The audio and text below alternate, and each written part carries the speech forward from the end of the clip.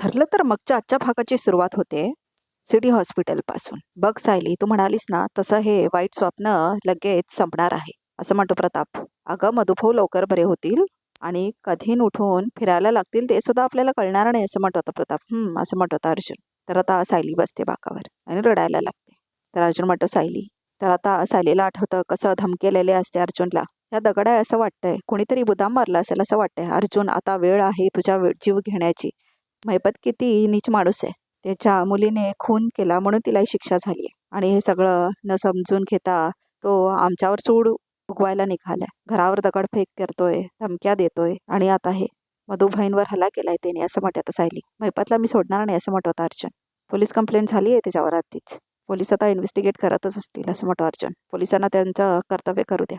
आता मी माझं कर्तव्य करते, असं म्हणते सायली. म्हणजे असं म्हणत होता अर्जुन. तर आता सायली निघून जाते तिथून. बघ कुठे जाते ती, जा बघ तिला, असं म्हणतो आता प्रताप. तर आता इथे महिपत दारू पिऊन बसलेला असतो आणि म्हणत असतो, आज नागराज साहेबांना मोठं बक्षीस द्यायला हवं, असं म्हणतो तो. काय असतं मोठं बक्षीस, असं म्हणतो महिपत. फुल टाईट होऊन आता बोलत असतो सगळं महिपत. हा जीवन गौरव तेच द्यायला पाहिजेत आता, कारण खूप भारी काम केलं, असं म्हणतो होता महिपत.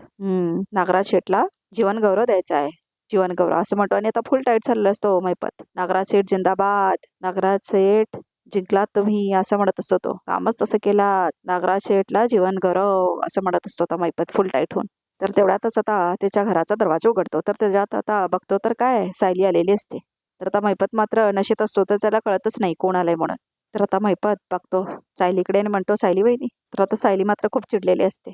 तुम्ही इथे या टायमाला माझ्या घरात, असं म्हणतो होता महिपत. नाही नाही नाही, शक्यच नाही, असं म्हणत होता महिपत. तुम्हाला जास्त झाली दारू महिपतराव, असं म्हणत होता महिपत. तर आता अर्जुन पण येतो. नका पेव आता.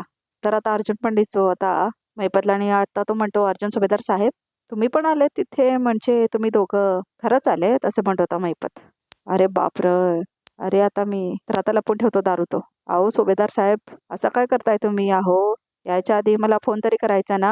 हा, तो का नाही केला तुम्ही? अहो विचित्र काहीतरी झालं ना सगळं, असं म्हणत होता महिपत. म्हणजे बाई माणसासमोर मी व्यसनी आहे असं माझी इमेज झाली ना. मी जंटलमन माणूस आहे एकदम. वहिनी, तुम्हाला दारू दिसलीच नाही असं तुम्ही समजा, असं म्हणत होता महिपत. बसा ना बसा ना, तुम्ही काय घेणार? ज्यूस घेणार काय, नारळ पाणी घेणार की काय घेणार, असं म्हणत होता महिपत अर्जुन आणि सायलीला. तुझी नशा उतरली असेल तर सांग महिपत, असं म्हणतोय आता सायली. कारण मी जे बोलणार आहे ना त्याने तुझी फक्त नशाच नाही, शुद्ध ही जाईल, असं म्हणते आता सायली. डायरेक्ट, अरे तू रे डायरेक्ट, असं म्हणत होता महिपत. अरे तुझ्या आहो करायचे लायकी पण नाही महिपत. गटारातल्या किड्यापेक्षाही खालच्या दर्जाचा आहेस तू, असं म्हणते आता सायली महिपतला. आणि तू आता त्यांच्यासारखीच वळवळ करायला लागलायस का? आमचं सुख तुला बघवत नाहीये का? विष कालवायला निघालेस का? अहो काय तुम्ही तोंडाला येईल ते बोलताय वहिनी, असं म्हणत होता महिपत. हा, तुम्हाला पण तुमच्या नवऱ्यासारखी सवय लागली का असली कामं करायची, असं म्हणतो आता महिपत. अरे तू काय काय केलीस त्याची यादी तर मी वाचणार पण आहे, असं म्हणते आता सायली. तुझी यादी खूप मोठी आहे आणि आता तुझी मजल इथपर्यंत गेली की तू माझ्या वडिलांवर मधुभाऊंवर हल्ला केलास, असं म्हणते आता सायली. हो, मधुभाऊंवर हल्ला झाला, कुणी केला, असं म्हणतो होता महिपत. मग आहेत मधुभाऊ की गेले, असं म्हणतो होता महिपत. नाही म्हणजे मी दर्शन घेतलं असतं ना त्यांचं, असं म्हणत होता महिपत. तुझ्या दुर्दैवाने ते जिवंत आहेत, कोमात आहेत, असं म्हणते आता सायली. पण होतील लवकरच बरे. पण लक्षात ठेव महिपत, तू पुन्हा माझ्या घरच्यांच्या वाटेवर गेलास ना तर तो तुझ्या स्वातंत्र्याचा शेवटचा दिवस ठरेल, असं म्हणते आता सायली. तू आयुष्यभर जेलमध्ये नाही सडलास ना तर बघ, असं म्हणते आता सायली महिपतला.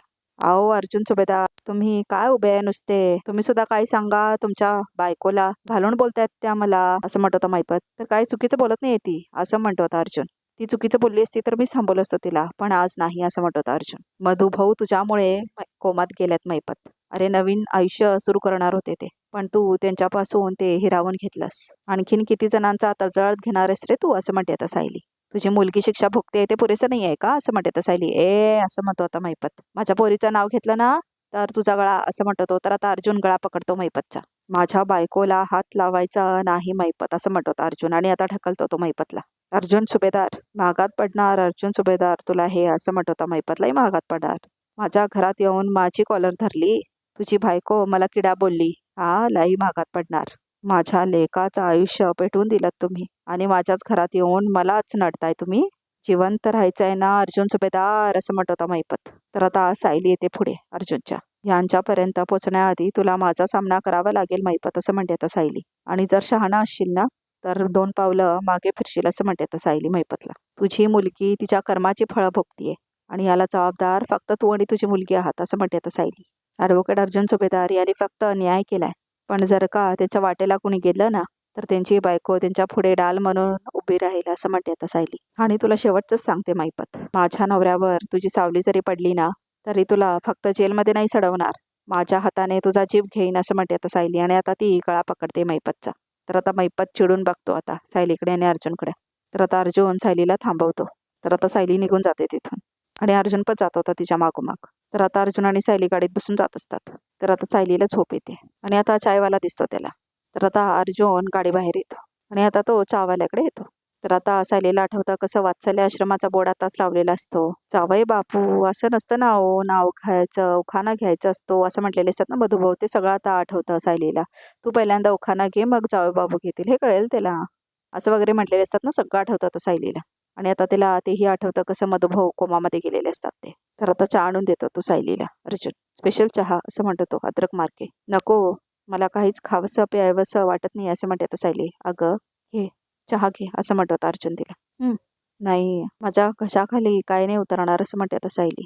अगं असं म्हणतो आता अर्जुन. तर आता निघून जाते तिथून सायली गाडीतून बाहेर आणि रडायला लागते ती जोरजोरात. तर आता नागराजला कॉल येतो. तर आता नागराज इकडे तिकडे बघतो आणि आता तो कॉल घेतो. काय महिपत, कशाला फोन केलास तू आता असं म्हणत होता नागराज. मी घरी आहे, माझी बायको आहे घरात. तुमची बायको घरात नसताना मला मी कॉल करायचा, माझा काय तुमच्याशी लफडा आहे का काय नागराज शेठ असं म्हणत होता महिपत. आधीच माझ्या डोक्याचा भाजीपाला झालाय, त्यात माझं डोकं नाही फिरवायचं असं म्हणतो होता महिपत. काय झालंय काय महिपत असं म्हणतो नागराज. तो अर्जुन सुभेदार आणि त्याची बायको आली होती घरात असं म्हणत होता महिपत. झाटाक बार पोरगी ती, फूक मारलं तर उडून जाईल, मला धमकी देऊन गेली असं म्हणतो होता महिपत. सर, माझ्या घरातल्या माणसांना काही झालं तर ती माझा मुर्दा पाडणार. पण एवढी का चिडली ती असं म्हणत होता नागराज. तिला मधुभाऊंच्या बद्दल काही कळलंय का महिपत असं म्हणत होता नागराज. कसली मर्डर नागराज शेठ, कसली मर्डर, तुम्ही हाफ मर्डर करण्याच्या पण लायकीचे नाहीत असं म्हणतो होता महिपत. तो थेरडा मधुकर पाटील जिवंत आहे जिवंत असं म्हणतो होता महिपत. कोमात आहे कोमात असं म्हणतो तो तिकडे जाऊन उठला तर इथे 113% आपलं थेरडं उभारणार असं म्हणतो होता महिपत. हे काय बोलतोयस तू हे यार, असं म्हणजे मी उडवलं होतं त्याला, असं कसं होईल असं म्हणत होता नागराज. तर आता सुमन हे सगळं ऐकत असते बघा प्रेक्षक हो. तर सुमन म्हणते काय उडवलं. तर आता महिपत फोन ठेवतो आणि आता नागराज सुमनला बघून घाबरतो. तर आता नागराज फोन ठेवतो. तर आता सायली बाहेर थांबून रडत असते ना. तर आता अर्जुन गाडी बाहेर येतो. तर आता अर्जुन तिला मिठी मारतो आणि म्हणतो जितकं रडायचंय तितकं रडून घे, त्यानेच तुला आता खरं बरं वाटेल असं म्हणतो होता अर्जुन. आणि आता सायली खूप रडते. तर आता अर्जुन तिच्या अश्रू पुसतो. बस बस असं म्हणतो तो, ये इथे आता असं म्हणून अर्जुन सायलीला घेऊन जातो बागावर बसवण्यासाठी. तर आता अर्जुन जाऊन आपला दोघांचा चहा आणतो गाडीमधून. एक ब्लॅक टी आणि एक नॉर्मल टी जी असते ना ती आणून देतो आता तो सायलीला. आणि आपण मात्र ब्लॅक टी पितो. तर आता सायली चहा पिते. तर आता सुमन नागराजकडे तिने म्हणते, तुम्ही कुणाला उडवलं असं म्हणते आता सुमन नागराजला.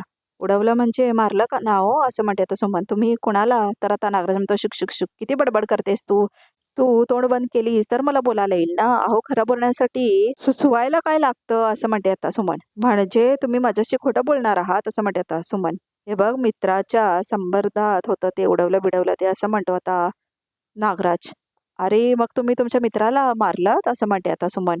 अगं, जो डोकं बिकं फिरलंय का सुमन असं म्हणत होता नागराज. आम्ही मित्र एकत्र भेटून पार्टी करणार होतो, त्याची फ्रेंड लिस्ट आहे का नाही, तर ते सगळं काम माझ्याकडे होतं. एक जण म्हटला की नाही मला जमत यायला, तर मी उडवलं त्याला फ्रेंड लिस्टमध्ये. तर ह्या मित्राला फोन आला की तो येणार आहे, मग कसं का उडवलं त्याला, तेच बोलणं चालू होतं असं म्हणत होता नागराज. अरे देवा असं म्हणते आता सुमन. असं आहे होय, मी वेडी काय तर भलतंच समजले असं म्हणते आता सुमन. तेच मी म्हणते की तुम्ही साधा कधी डास नाही मारलाय आजपर्यंत, माणसाला कसं काय मारणार असं म्हणते आता सुमन. मी पण ना ते मधुभाऊंचं कळलं ना, त्यामुळे कदाचित असं काहीतरी मनात आलं असेल माझ्या असं म्हणते आता सुमन. कुमात आहे असं कळलं असं म्हणते आता सुमन. बिचारे असं म्हणत होता नागराज. अरे देवा, गॅस चालू आहे दुधाखालचा, तर आले मी असं म्हणते. आणि आता सुमन निघून जाते तिथून. तर आता इथे नागराज मात्र खूप अस्वस्थ झालेला असतो.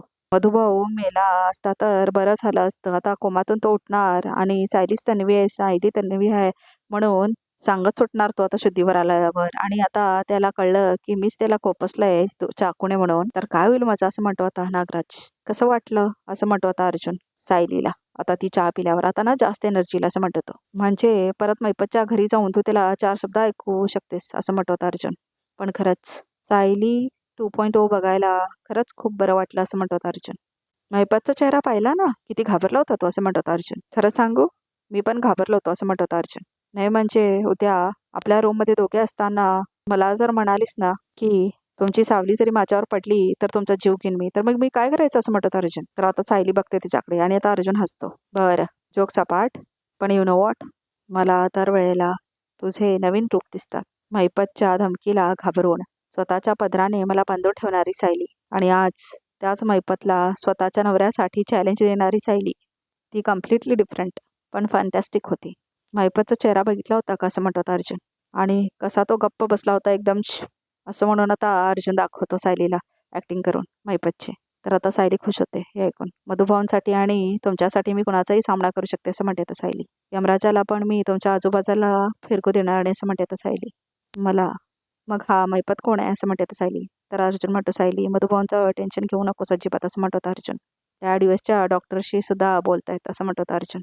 तू बघच, मधुभावांसाठी डॅड त्यांच्या मागे डॉक्टरांची टीम उभी करणार, त्यांना काय होणार नाही असं म्हणत अर्जुन. मला तर काळजी वाटणारच ना मधुभावांची, तेच तर माझे बाबा आहेत. नाहीतर माझे खरे आई बाबा कोण आहेत, हे जिवंत आहेत की मेलेत हे तरी कुठे मेले माहिती आहे मला असं म्हणते आता सायली. तर अद्वैत सांगितलेलं असतो ना अर्जुनला की सायलीच्या आईबाबांबद्दल काहीतरी सांगायचं आहे मधुभाऊंना. सायलीचे आईबाबा जिवंत आहेत म्हणून सांगितलेलं असतो ना अद्वैत.